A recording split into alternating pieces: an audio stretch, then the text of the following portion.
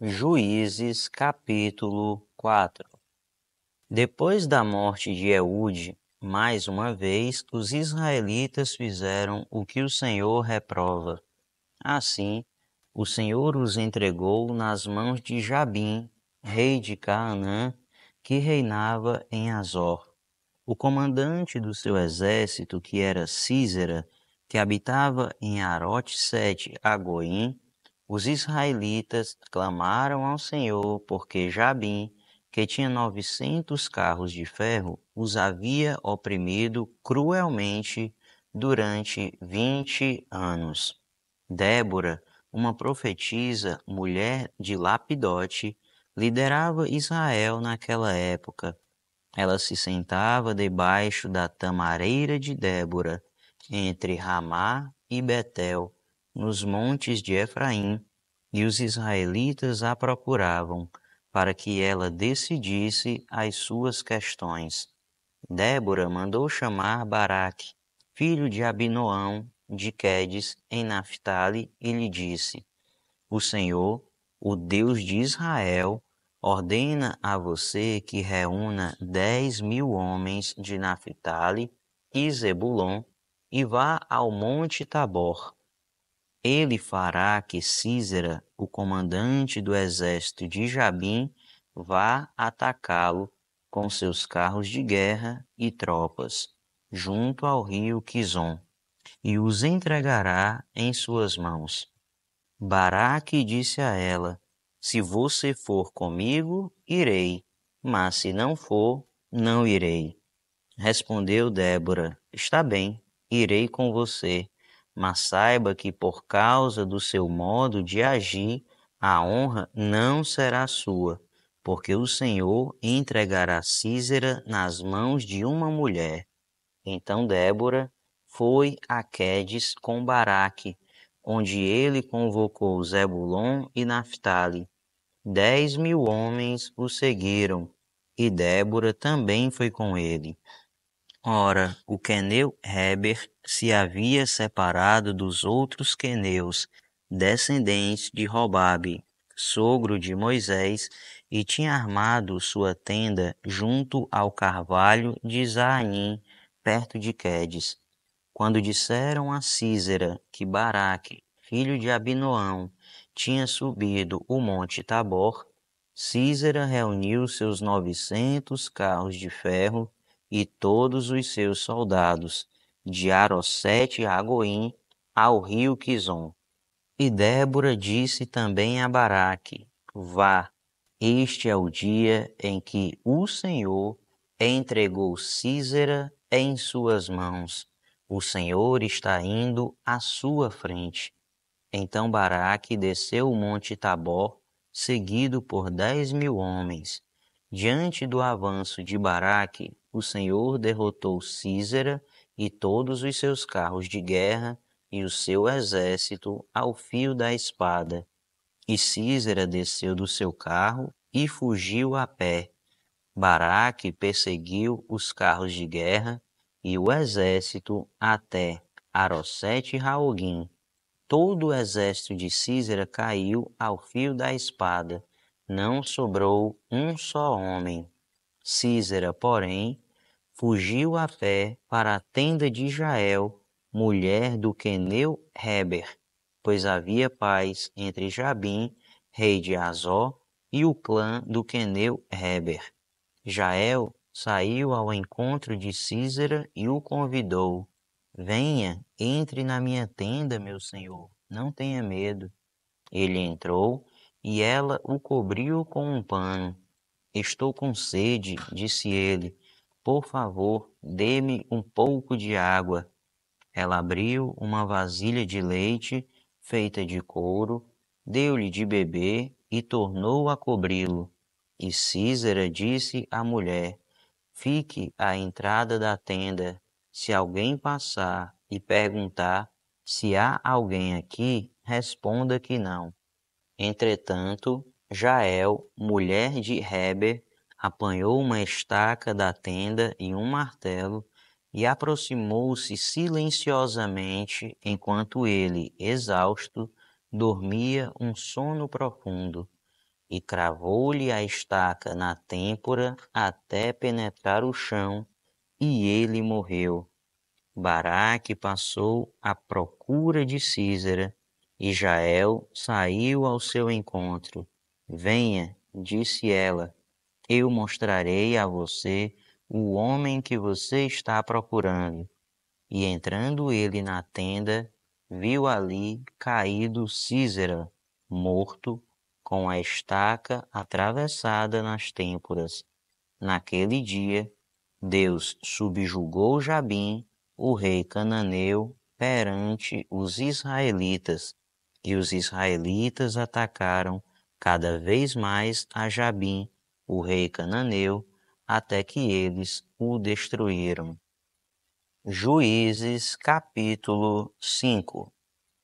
Naquele dia, Débora e Baraque, filho de Abinoão, entoaram este cântico. Consagrem-se para a guerra os chefes de Israel. Voluntariamente o povo se apresenta. Louvem o Senhor. Ouçam, ó reis, governantes, escutem. Cantarei ao Senhor, cantarei. Comporei músicas ao Senhor, o Deus de Israel. Ó Senhor, quando saíste de Seir, quando marchaste desde os campos de Edom, a terra estremeceu, os céus gotejaram, as nuvens despejaram água, os montes tremeram perante o Senhor, o Deus do Sinai, perante o Senhor, o Deus de Israel. Nos dias de Sangá, filho de Anate, nos dias de Jael, as estradas estavam desertas, os que viajavam seguiam caminhos tortuosos. Já tinham desistido os camponeses de Israel, já tinham desistido, até que eu, Débora, me levantei. Levantou-se uma mãe em Israel. Quando escolheram novos deuses, a guerra chegou às portas e não se via um só escudo ou lança entre 40.000 de Israel. Meu coração está com os comandantes de Israel, com os voluntários dentre o povo. Louvem o Senhor. Vocês que cavalgam em brancos jumentos, que se assentam em ricos tapetes, que caminham pela estrada, considerem, mais alto que a voz dos que distribuem água junto aos bebedouros, recitem-se os justos feitos do Senhor, os justos feitos em favor dos camponeses de Israel. Então o povo do Senhor desceu às portas. Desperte, Débora, desperte, desperte, desperte, e rompa em cânticos. Levante-se, Baraque, leve presos os seus prisioneiros, ó filho de Abinoão. Então desceram os restantes e foram aos nobres. O povo do Senhor veio a mim contra os poderosos. Alguns vieram de Efraim, das raízes de Amaleque. Benjamim estava com o povo que seguiu você. De Marquir desceram comandantes, de Zebulon, os que levam a vara de oficial. Os líderes de Issacar estavam com Débora. Sim, Issacar também estava com Baraque, apressando-se após ele até o vale. Nas divisões de Ruben houve muita inquietação, porque vocês permaneceram entre as fogueiras a ouvir o balido dos rebanhos. Nas divisões de Ruben houve muita indecisão. Gileade permaneceu do outro lado do Jordão, e Dan, porque se deteve junto aos navios. Azé permaneceu no litoral e em suas enseadas ficou. O povo de Zebulon arriscou a vida, como o fez Naftali, nas altas regiões do campo. Vieram reis e lutaram. Os reis de Canaã lutaram em Taanaque, junto às águas de Megido, mas não levaram prata alguma, despojo algum. Desde o céu lutaram as estrelas, desde as suas órbitas lutaram contra Císera. O rei Quizon os levou, o antigo rio, o rio Quizon. Avante, minha alma, seja forte. Os cascos dos cavalos faziam tremer o chão, galopavam, galopavam os seus poderosos cavalos. Amaldiçoem Meroz, disse o anjo do Senhor, amaldiçoem o seu povo, pois não vieram ajudar o Senhor contra os poderosos.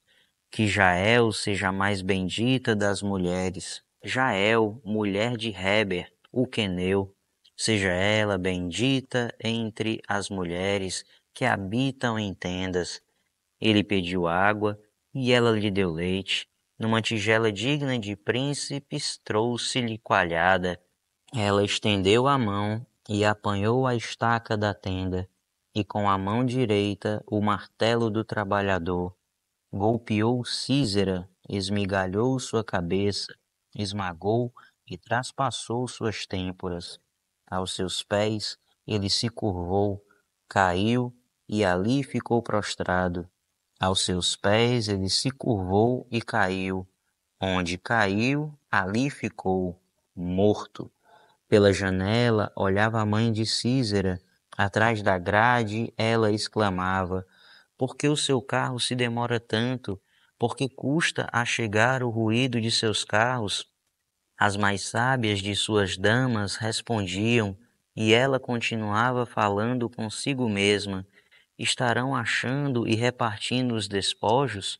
Uma ou duas moças para cada homem, roupas coloridas, como despojo para Cícero, roupas coloridas e bordadas, tecidos bordados para o meu pescoço, tudo isso como despojo? Assim pereçam todos os teus inimigos, ó Senhor, mas os que te amam sejam como o sol quando se levanta na sua força. E a terra teve paz durante 40 anos. Juízes capítulo 6. De novo, os israelitas fizeram o que o Senhor reprova, e durante 7 anos ele os entregou nas mãos dos midianitas. Os midianitas dominaram Israel. Por isso, os israelitas fizeram para si esconderijos nas montanhas, nas cavernas e nas fortalezas. Sempre que os israelitas faziam as suas plantações, os midianitas, os amalequitas e outros povos da região a leste deles as invadiam, acampavam na terra e destruíam as plantações ao longo de todo o caminho até Gaza, e não deixavam nada vivo em Israel, nem ovelhas, nem animais e suas tendas, e vinham como enxames de gafanhotos. Era impossível contar os homens e os seus camelos. Invadiam a terra para devastá-la. Por causa de Midian, Israel empobreceu tanto que os israelitas clamaram por socorro ao Senhor. Quando os israelitas clamaram ao Senhor por causa de Midian, ele lhes enviou um profeta que disse: assim diz o Senhor, o Deus de Israel: tirei vocês do Egito, da terra da escravidão. Eu os livrei do poder do Egito e das mãos de todos os seus opressores.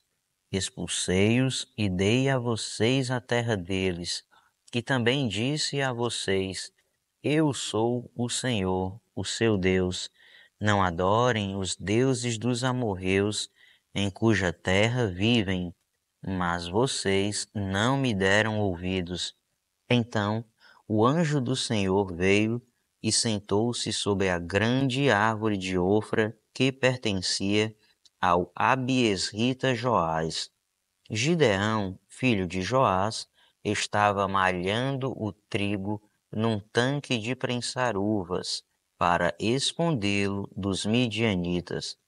Então o anjo do Senhor apareceu a Gideão e lhe disse: o Senhor está com você, poderoso guerreiro. Ah, Senhor, Gideão respondeu: se o Senhor está conosco, por que aconteceu tudo isso? Onde estão todas as suas maravilhas que os nossos pais nos contam quando dizem: não foi o Senhor que nos tirou do Egito, mas agora o Senhor nos abandonou e nos entregou nas mãos de Midian. O Senhor se voltou para ele e disse: com a força que você tem, vá libertar Israel das mãos de Midian. Não sou eu quem o está enviando? Ah, Senhor, respondeu Gideão, como posso libertar Israel? Meu clã é o menos importante de Manassés, e eu sou o menor da minha família. Eu estarei com você, respondeu o Senhor, e você derrotará todos os midianitas como se fossem um só homem. E Gideão prosseguiu: se de fato posso contar com o teu favor, dá-me um sinal de que és tu que estás falando comigo. Peço-te que não vás embora até que eu volte e traga minha oferta e a coloque diante de ti. E o Senhor respondeu: esperarei até você voltar. Gideão foi para casa, preparou um cabrito e com uma arroba de farinha fez pães sem fermento. Pôs a carne num cesto e o caldo numa panela, trouxe-os para fora e ofereceu-os a ele sob a grande árvore. E o anjo de Deus lhe disse: apanhe a carne e os pães sem fermento, ponha-os sobre esta rocha e derrame o caldo. Gideão assim o fez. Com a ponta do cajado que estava em sua mão, o anjo do Senhor tocou a carne e os pães sem fermento. Fogo subiu da rocha, consumindo a carne e os pães, e o anjo do Senhor desapareceu. Quando Gideão viu que era o anjo do Senhor, exclamou: ah, Senhor soberano, vi o anjo do Senhor face a face. Disse-lhe, porém, o Senhor: paz seja com você, não tenha medo, você não morrerá. Gideão construiu ali um altar em honra ao Senhor e lhe deu este nome: o Senhor é paz. Até hoje, o altar está em Ofra dos Abiesritas. Naquela mesma noite, o Senhor lhe disse: separe o segundo novilho do rebanho de seu pai, aquele de 7 anos de idade. Despedace o altar de Baal, que pertence a seu pai, e corte o poste sagrado de Azerá, que está ao lado do altar. Depois, faça um altar para o Senhor, o seu Deus, no topo desta elevação.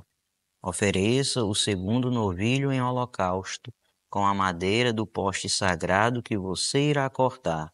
Assim, Gideão chamou 10 dos seus servos e fez como o Senhor lhe ordenara. Mas com medo da sua família e dos homens da cidade, fez tudo de noite e não durante o dia.